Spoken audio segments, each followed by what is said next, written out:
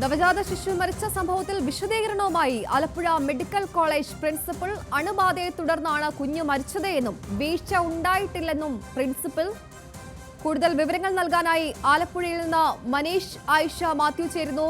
മനീഷ, എന്താണ് medical college പ്രിൻസിപ്പലിന്റെ ഒരു വിശദീകരണം? കാരണം മെഡിക്കൽ കോളേജിൽ ഇത്തരം സംഭവങ്ങൾ ആവർത്തിക്കുകയാണ്, ആരോപണങ്ങൾ ആവർത്തിക്കുകയാണ്, ചികിത്സാ ക്രമക്കേടുകൾ ആവർത്തിക്കപ്പെടുകയാണ്. നയന, കുടുംബത്തിന്റെ ആരോപണങ്ങൾ നിഷേധിച്ചുകൊണ്ടാണ് അല്പം മുമ്പ് മെഡിക്കൽ കോളേജ് പ്രിൻസിപ്പൽ സംസാരിച്ചത്. ഇതിൽ പ്രധാനമായും പറയുന്നത് കുട്ടി മരിക്കാനുണ്ടായ കാരണം അണുബാധയാണ് എന്നുള്ളതാണ്. പ്രസവം നടന്നത് സാധാരണഗതിയിൽ തന്നെയാണ്. കുടുംബം ആരോപിക്കുന്ന രീതിയിലുള്ള തരത്തിലുള്ള രക്തസ്രാവം ഉണ്ടായിരുന്നില്ല. കുട്ടി നോർമലായുള്ള പ്രസവമാണ് ഉണ്ടായത്. അതിനുശേഷം കുട്ടി കരയുകയും മാതാപിതാക്കളെ കാണിക്കുകയും ചെയ്തു. അതിനുശേഷമാണ് കുട്ടിയുടെ രക്തം പരിശോധിച്ചതും അതിൽ നിന്ന് അണുബാധ ഉണ്ടെന്ന് മനസ്സിലാക്കുകയും ചെയ്തത്. ഉടൻ തന്നെ തീവ്രപരിചരണ വിഭാഗത്തിലേക്ക് കുട്ടിയെ മാറ്റി ചികിത്സ നൽകുകയായിരുന്നു.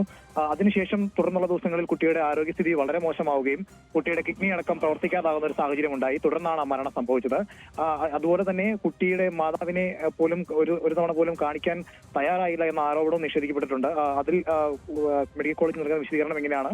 ആദ്യത്തെ ദിവസങ്ങളിൽ കുട്ടിക്ക് തീർത്തും വയ്യാത്തതിനാൽ, അണുബാധ ഉണ്ടായിരുന്നതിനാൽ കുട്ടിയെ ആരെയും കാണിക്കാൻ പറ്റുന്ന സാഹചര്യമായിരുന്നില്ല. എങ്കിലും അച്ഛനെ കാണിച്ചിരുന്നു. അതിനുശേഷം അമ്മയോട് കാണാൻ താല്പര്യമുണ്ടെങ്കിൽ കാണാമെന്ന് അറിയിച്ചപ്പോൾ കാണേണ്ടതില്ല എന്ന് അറിയിച്ചതായിട്ടാണ് നിലവിൽ ഇപ്പോൾ മെഡിക്കൽ കോളേജ് പറയുന്നത്.